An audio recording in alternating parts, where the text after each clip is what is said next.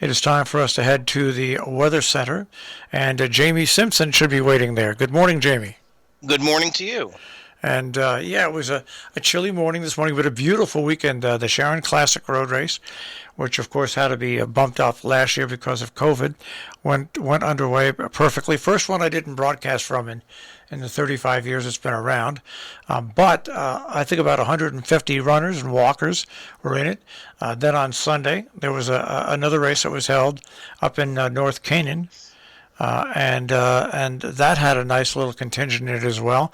And so whatever we wanted to do outside this weekend, the weather was really nice. Well, it continues today.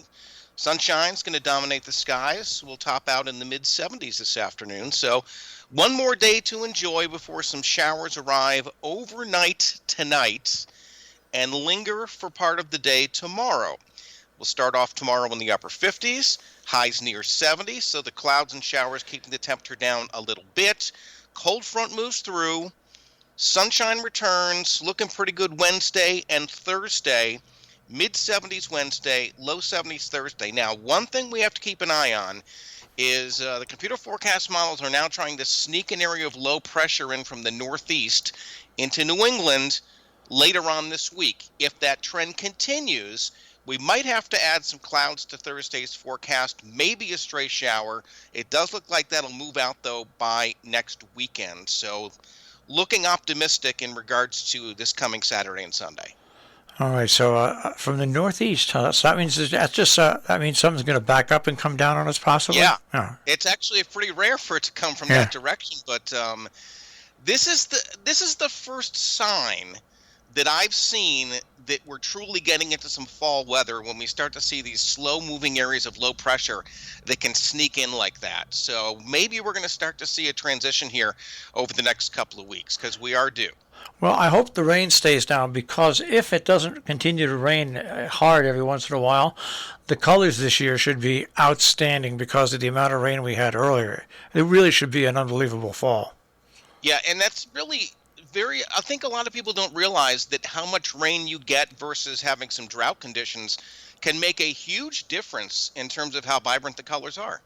Yeah, so I'm betting on it's going to be I'm a poor betting person, so I'm probably going to be wrong, but I'm betting that it's going to be a beautiful like 3.5, 4 weeks of color. Then of course you got to get rid of the leaves. That's the not so beautiful portion of it.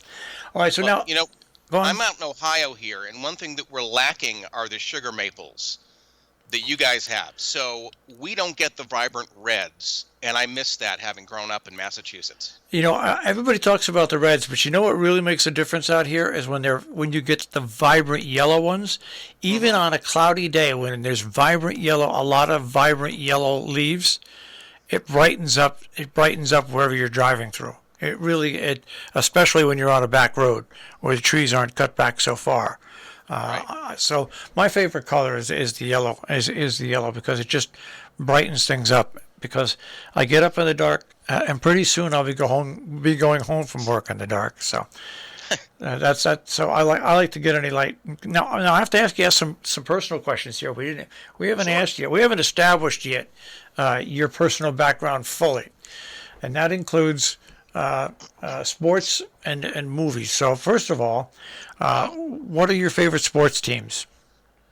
Oh, I'm a diehard Boston fan, having grown up 40 miles west of the city. So then you had a bad weekend. Yeah, you could say that. It's funny. The Red Sox won, I think, 90% of the first games they played. In the last two series they played, the Red Sox have lost now six games in a row to the Yankees. Yeah, things balance out, though, over time. It really is. And the Yankees and Red Sox, of course, are fighting for the two playoff spots. So in baseball, so that means you must be a New England Patriot fan, too. I am, yes. All right, well, that's acceptable. I used to hate Tom Brady, but you can't hate him now because he has proved that he's simply the best quarterback ever to play in the NFL. I mean, you can't dispute that fact anymore. No, you're not going to get an argument Yeah. from me. I mean, it's no surprise that he goes to Tampa Bay and Tampa Bay wins the Super Bowl and becomes a contender. But all right, so you're okay. You're standing good there. That's good. Now, being out in Ohio now, you must watch a lot of football, college football.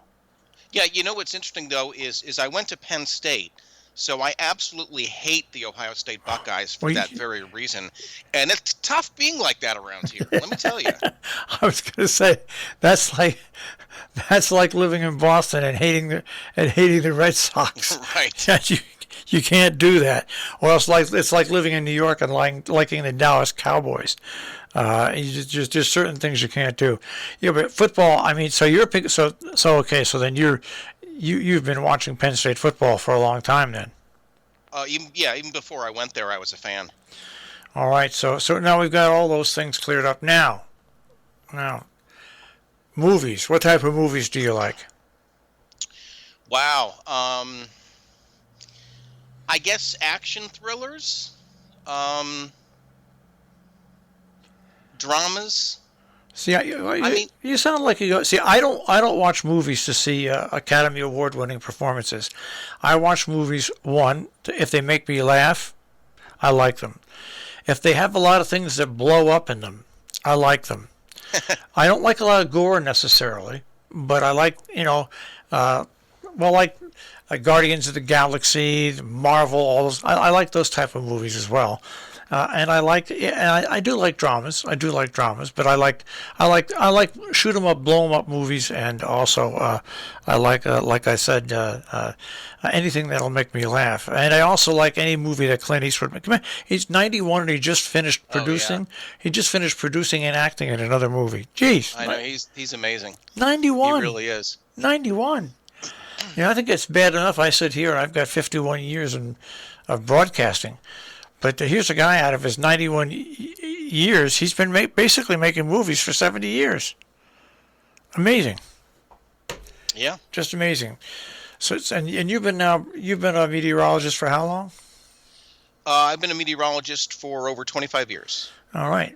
So you've got a little ways to go to catch up to Clint and me. Oh, I won't last that long. Well, sure you will. Look at Pat. Pat and I always talk about we'll probably be in another 15, 20 years strapped into chairs just sitting here doing what we do because we can't do anything else. We can't go out and get a normal job. Well, you both, as do I, have a unique profession. Yeah, and we like our unique profession. Very much so, I do, yes. All right, so let's recap this forecast now that we've got the personal information out of the way.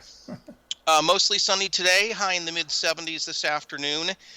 Looks like after midnight some showers will move in tonight, dropping into the upper 50s by morning. Scattered showers for your Tuesday, high near 70. Then sunshine is back Wednesday and Thursday, mid-70s Wednesday, low 70s Thursday. But again, I mentioned we're going to have to watch that Thursday forecast carefully because if things progress the way that I've started to see them, might have to add in a couple of showers on Thursday. And right now, which is far too far ahead really to guarantee, the weekend looks pretty good. It looks like that system, if we do get it Thursday, should move out of the area for the weekend. So right now it is looking pretty good, yeah.